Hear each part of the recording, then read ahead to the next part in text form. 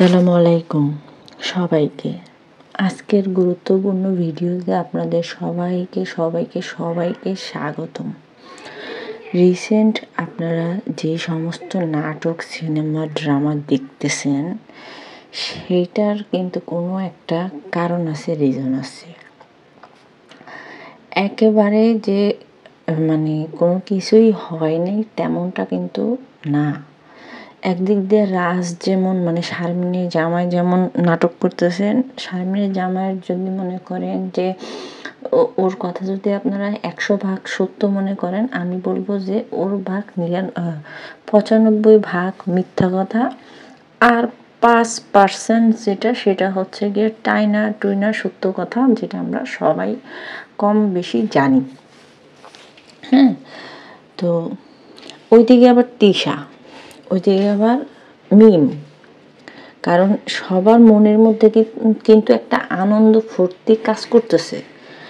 আমার এই যে গতকালকে রাতের যে ভিডিও দিছি, সেই ভিডিওতে আপনাদেরকে আমি একটু হলেও কিছু না কিছু জানাইছি। তেমনিতে এখন আবার আপনাদের সাথে আরও কিছু বিষয় আমি বলি। সেটা হচ্ছে এই যে শারমিনের জামাই যে বলতেছে, আমি টাকার জন্য বিয়ে করি নাই, টাকা পয়সা আমার দরকার নাই, আমি পরিবার দেখে বিয়ে করি নাই, আমি শুধু মানুষ বিয়ে করছি, আমি যেই মানুষটারে নিয়ে থাকবো সেই মানুষটাকে আমি বিশ্বাস করছি, সেই মানুষটাকে আমি বিয়ে করছি। তাহলে যে মানুষটাকে বিয়ে করছে সেই মানুষটার সম্পর্কে এত কিছু কেন ইউটিউবের মধ্যে আয়সা সে বলতেছে? কি কারণে বলতেছে? শুধু কি তাই? তার বউয়ের কথাই কি শুধু বলতেছে? তার বউয়ের বা বউয়ের পরিবার, বউয়ের পরিবারকে বলা তো বউকে বলা, তাই না? তো সেটা নিয়েও সে কি বলবো, প্রশ্নবিদ্ধ করতেছে সব দিক দিয়ে। এখন আমার কথা হচ্ছে যে তার এত ভালোবাসা, এত কিছু, এত কি বলবো, তার ভালোবাসা দিয়ে মনে করেন যে সে চাইলে তার ভালোবাসা প্রমাণ করার জন্য সে একটা তাজমহল ক্রিয়েট করতে পারবে। তো সেখানে সে তার বউয়ের নামে কেন এত কথা বলতেছে? সে তো পরিবার দেখে বলে বিয়ে করে নাই। তাহলে পরিবার দেখে যেহেতু বিয়ে করে নাই, সে মানুষকে ভালোবাসছে, তাহলে সেই মানুষকে ভালোবাসার খাতিরে হইলেও তো তার চুপ থাকা দরকার যে আমার ভালোবাসার মানুষের অসম্মান হচ্ছে বা অসম্মান হবে, আমি চাই না অসম্মান হোক।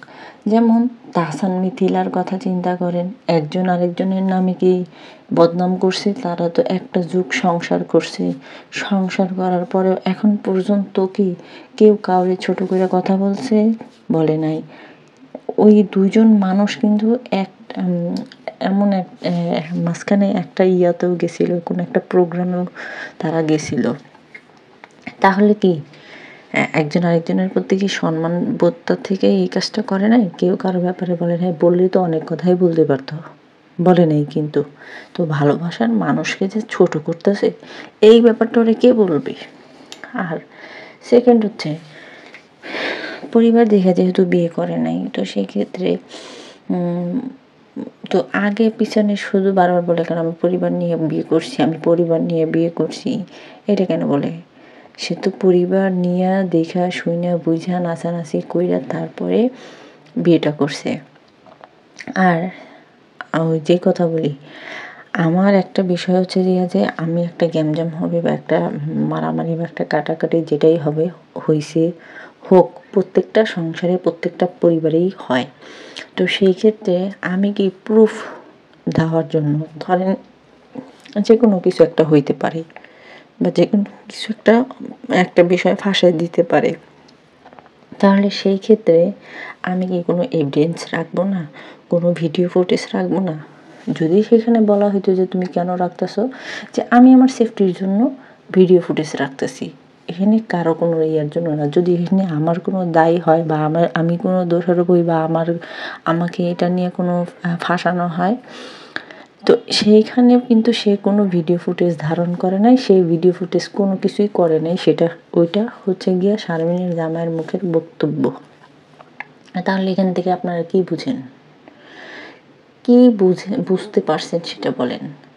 চ্যানেল হ্যাক হয়েছে, তারপরেও নানাবিধ কথা হচ্ছে, এটা সে করে নাই। আচ্ছা, চ্যানেল যদি হ্যাক হয়ে যায়, ধরেন এটা শারমিনের চ্যানেল হ্যাক হয়ে গেছে, তাতে ওর কি সমস্যা? ওর তো কোনো সমস্যা হওয়ারই কোনো কথা নাই।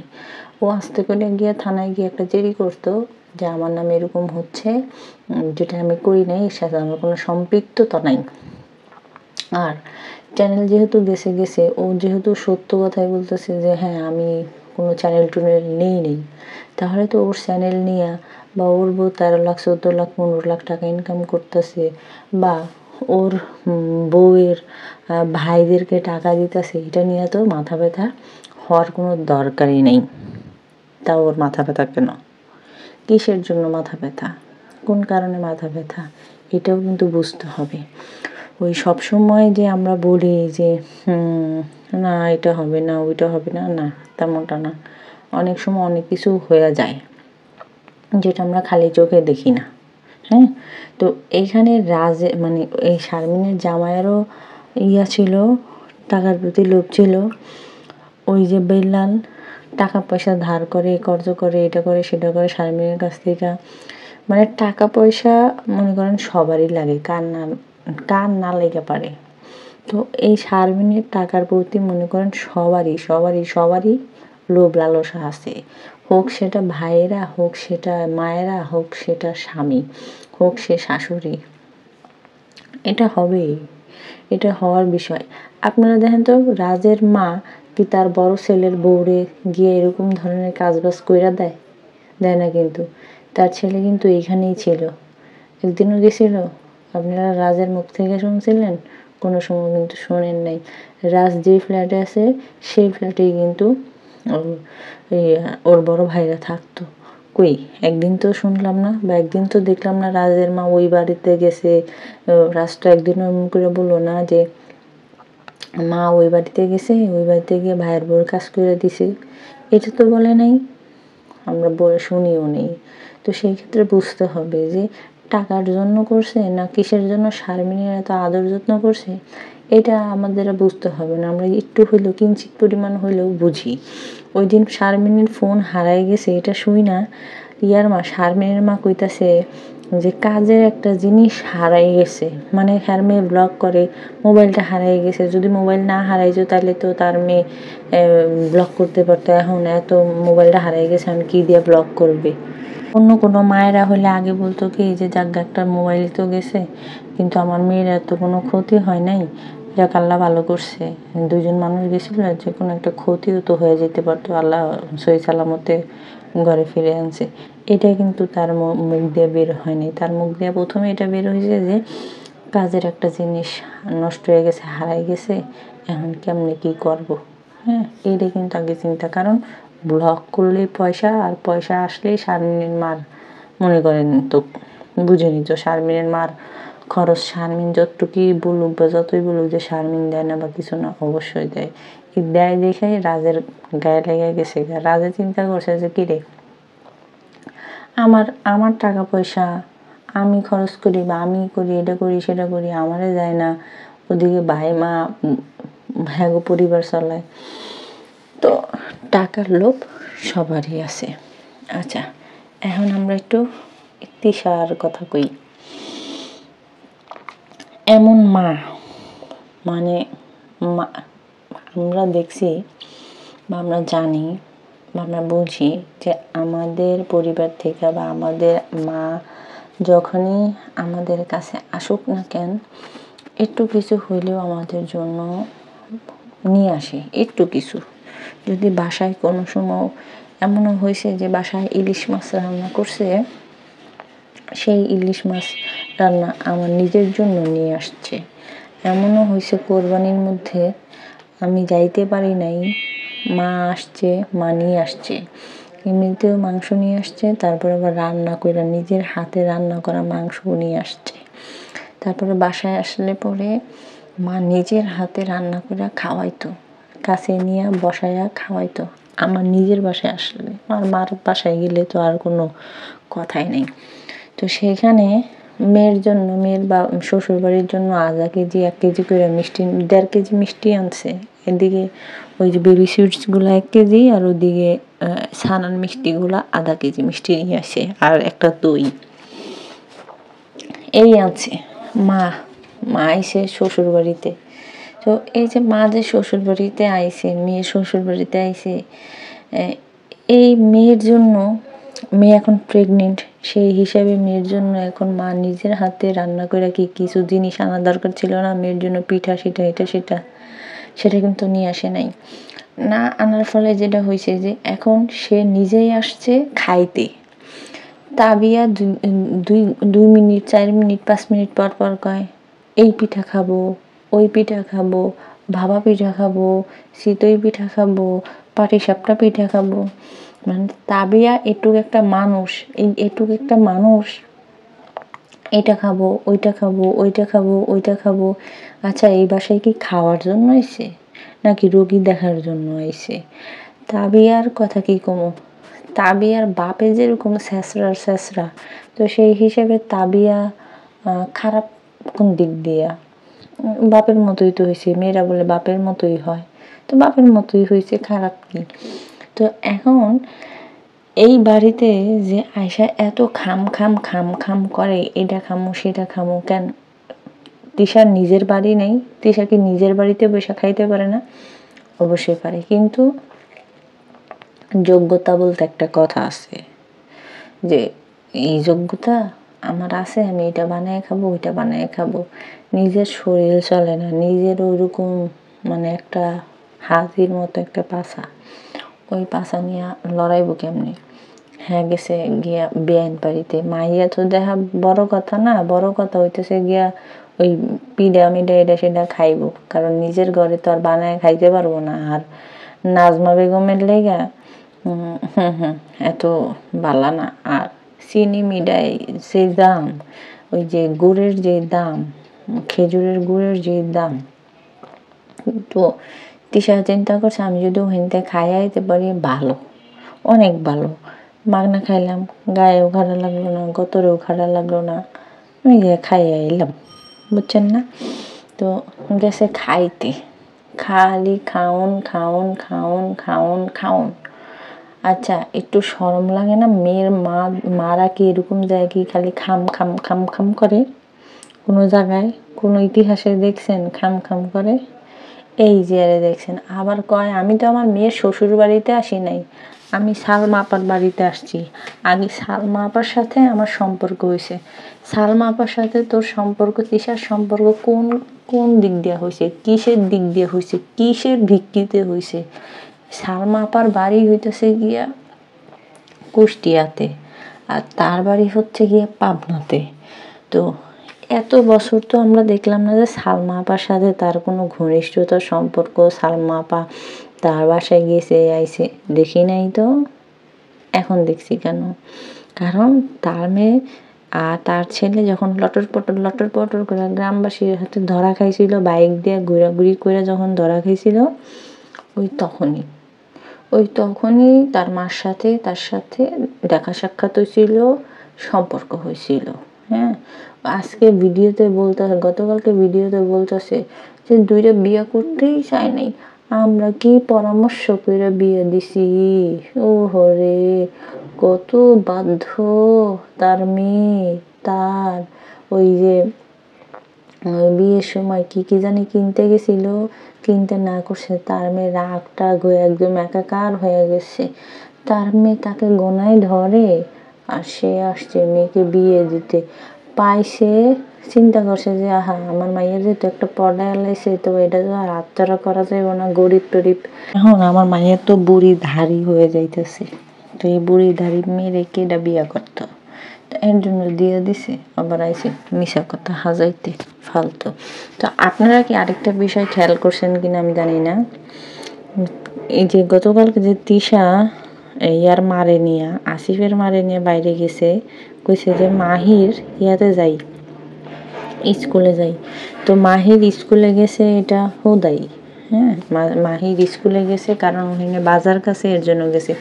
আপনারা কি জানেন তিশা কালকে বাজার করছে? এটা জানেন আপনারা? কেউ বলতে পারবেন? কেউ দেখছেন? দেখেন নাই কিন্তু।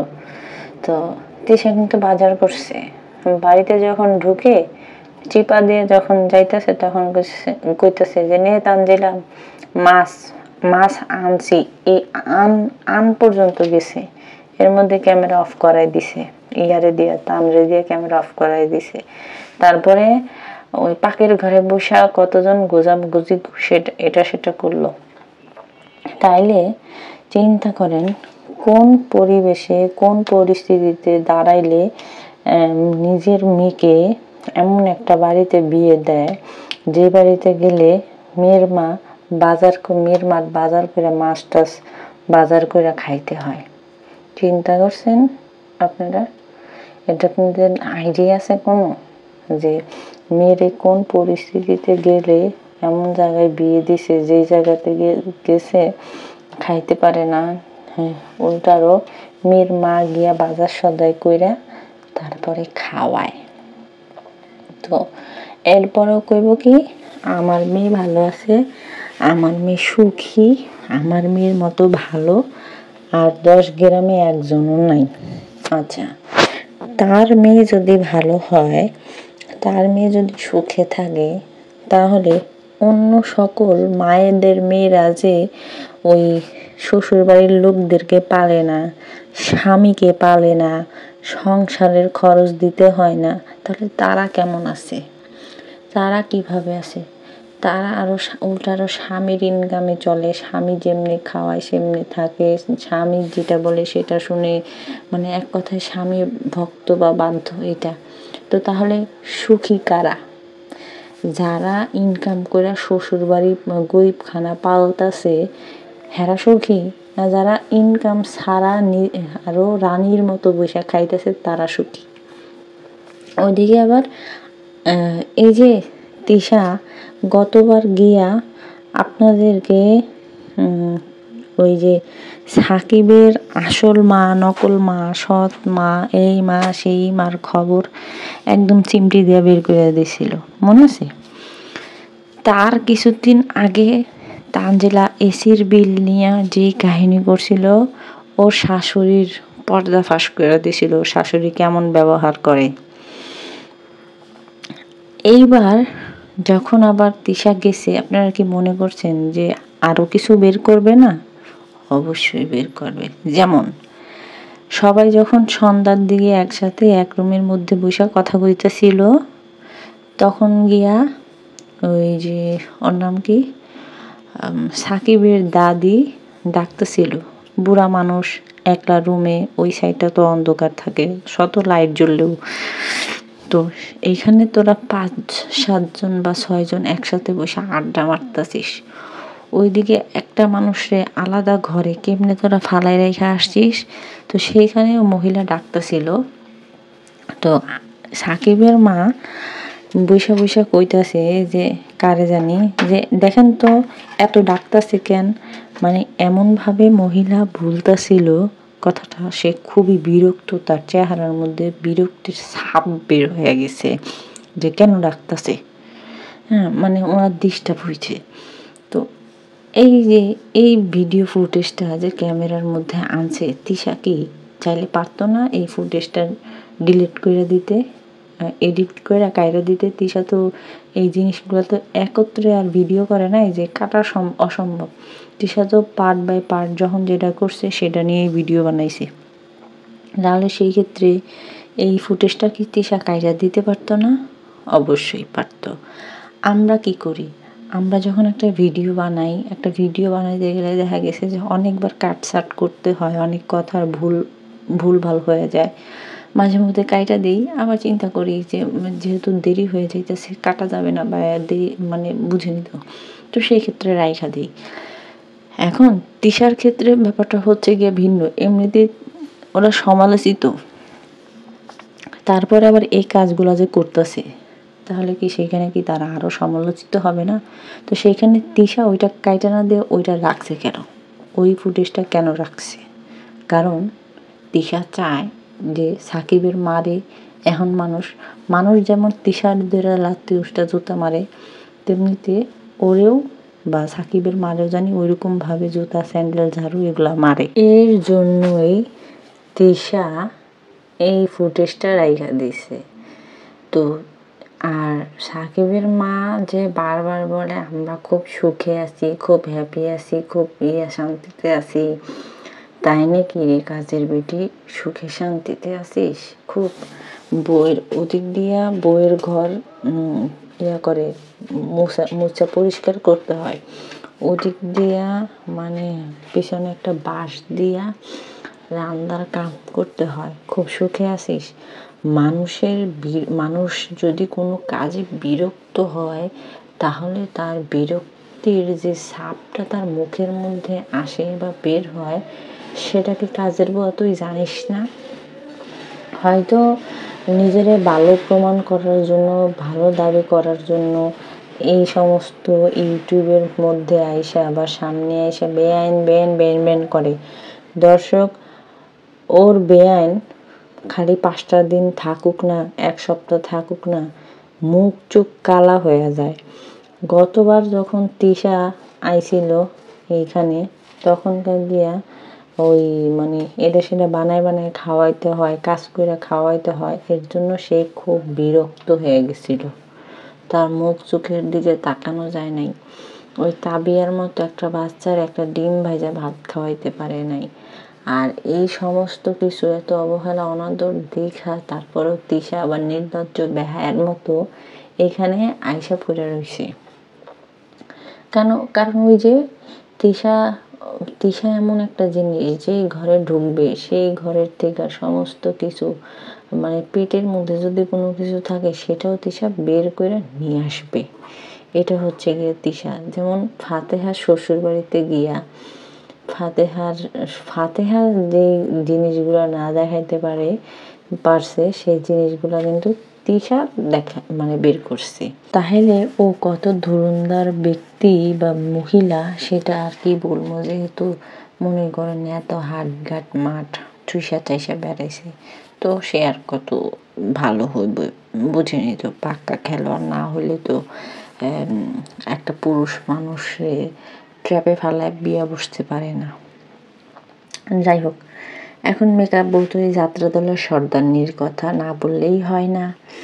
মেকআপ বৌতরি যাত্রা দলের সর্দারনি ঢাকা শহর ত্যাগ করছে, কারণ তার গ্রামে জায়গা কিনছে, এর জন্য সে বাড়ি ঘর করবে, এর জন্য। আচ্ছা, তো সে যখন জায়গা জমি কিনছে, তো কেনার পরে কিন্তু সে ঢাকায় এসে ঢাকা ত্যাগ করে নাই বা এরকম কোনো ঘোষণা দেয় নাই। সে কখন ঘোষণা দিছে?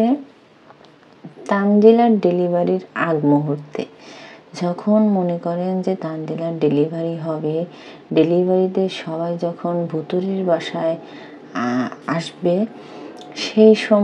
সেই জিনিসটার থেকে বাঁচার জন্য সে মূলত এখন এখান থেকে পদ্মার চরে চলে যাবে।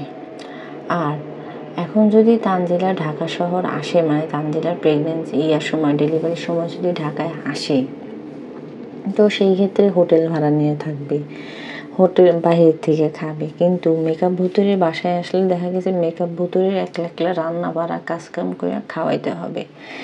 এদের না আছে চেহারা সুরত, না আছে কোনো চেহারা সুরত, আল্লাহর দান বলতে হয় না, তারপরে এদের ক্ষেত্রে না বলে পারি না, না আছে কোনো মানে থাকে না যে যোগ্যতা, সেটাও নেই। যোগ্যতা শুধু আকাম করণের যোগ্যতা। তো এখন এই ডেলিভারির হাত থেকে বাঁচার জন্য সে এখান থেকে যাইতেছে সোজা কথা, ঢাকায় আসবে। বড় বোন ঢাকায় আসবে, বাজার করছে, কালকে চেন আনছে, তারপরে গিয়ে কানের দুল আনছে। আসলে রুচি যেরকম যার হয়, কি বলবো আর, এদের রুচি যে কতটুকু ভালো সেটা তো কাপড় চোপড় পরা দেখলেই বোঝা যায়। আচ্ছা, স্বামী যদি একটা কিছু না কিনা দেয়, তাহলে কি সেখানে কি স্বামীর নাম দিয়ে বানানো যায় না? অবশ্যই যায়। আচ্ছা, বাবুর নাম কিন্তু দিয়ে চেনটা বানায় নাই, কিন্তু চেনের মধ্যে এস দেওয়াটা ঠিকই আছে। চেনে কিন্তু এস দেওয়া আছে, যেমন ওই যেখানে আবদি আর মিম লেখা, সেটা কিন্তু একটা এস শেপ দিয়ে তারপরে বানানো হয়েছে। তো সেইখানে কেন বি শেপ দিয়ে বানানো যাইতো না? এটা এই যে স্বর্ণকার যারা তাদেরকে বললেই হতো যে ভাই আপনারা কিন্তু এটা বিয়ের উপরে আবদি আর মিম লেখা দিবেন, তাহলে কিন্তু তারা টেকনিক কইরা লেখা দিত। এখন আমি যেই জিনিস পড়ছি সেই জিনিস আমার কাছে নাই, আমার হোক শখের, সেই জিনিসটা তো আমি কোনোভাবে বিক্রি কইরা দিছি। তো এখন তা আমি একটু বানালে একটু নিউ কইরা বানাবো, তাই না? যেহেতু একটা জিনিস পড়ছি, তো সেই ক্ষেত্রে একটা জিনিস না, ওই একই রকম জিনিস না বানায়া আমি আলাদাভাবে বানাই। কিন্তু না, তার এস লাগবেই, কারণ এস ফর সানি। আর সানি দেখছে এই কারণে চিন্তা করতেছে যে সানির যে 10 তলা বিল্ডিং, এই বিল্ডিংয়ের যদি অংশীদার তার মেয়ে হইয়া যায়, তাহলে তো মনে করেন সে বাম্পার মারবে, সে পায়ের উপর পা তুইলা খাবে, রাজরানীর মতো থাকবে। কোনোভাবে যদি সানির সাথে একটু সে আবার যোগাযোগ করতে পারে, সানির সাথে তো সে ঢাকায় এসে যোগাযোগ করছিলই সানি বিয়ে করার পরে। তারপরে না যায় সানির বউ এই যে ভিকটিম ফাদারের চ্যানেলে আইসা ছাইড়া দিছিল যে এরকম এরকম আমার হাজবেন্ডরে ইয়া করে, এখন পর্যন্ত সে নখ দেয়, সে কথা বলতে চায়। তো সানিকে যাতে বলতে পারে, ও গো আমি কিন্তু তোমাকে এখনো মিস করি, তুমি আমাকে মিস করো আর না করো, এই লোভে ওই যে এস এস দিয়া, তাও এস কিন্তু ডাবল এস, একটা এস না, ডাবল ডাবল এস দিয়ে তারপরে সেই এসের উপরে মিম আর আপ দিয়া লেখছে, মানে সে সানির বুকের মধ্যেই থাকতে চাইতেছে। বুঝছেন নি? ভালোবাসা, ভালোবাসা, তার তো ভালোবাসার মানুষের অভাব নাই। সে কত যে পাক্কা খেলোয়াড়, আহারে উহারে। সে একদিন রমজান, মনে আছে রমজানের বিয়ের মধ্যে সে যে কালা কালা একটা ড্রেস পরেছিল, তো এখন এখন নাহলে রমজানরে ভুলে গেছে, রমজানের লুঙ্গি ধোয়া থেকে শুরু করে সব করছিল। তখন তো রমজানের তো আর বাড়িঘর নাই গা, বুঝেন না, রমজানের তো ঢাকা শহরের মতো জায়গায় 7 তলা বিল্ডিং নাই, 10 তলা বিল্ডিং নাই, তখন রমজানের নাম লিখবো কেন? এখানে এই জন্য সানি সানি লেখছে, কারণ সানি লিখলে যদি একটু লাভ হয়, এই জায়গার অংশীদার কোনোভাবে যদি আপনি একটু সিটা ফোটা হলেও পায়, তাহলে কেমনটা হবে কন তো? পুরা ভাঙ্গারিয়ালা কটকটিয়ালা পরিবার দিয়ে নাচু নাচু নাচু নাচু কইরা ফেলবে। তো দর্শক, নষ্টামি, নোংরামি, বেহায়াপানাগিরি এদের মানে অন্তরের জায়গায় রয়েছে। ওই দিকে আবার চেপা শুটকি খুকি মিল্লা যে যা শুরু করছে, যে আর কি কমু। তো থাক, আজকে আর একটু পর্যন্তই। সবাই ভালো থাকবেন, সুস্থ থাকবেন। আল্লাহ হাফিজ, আসসালামু আলাইকুম।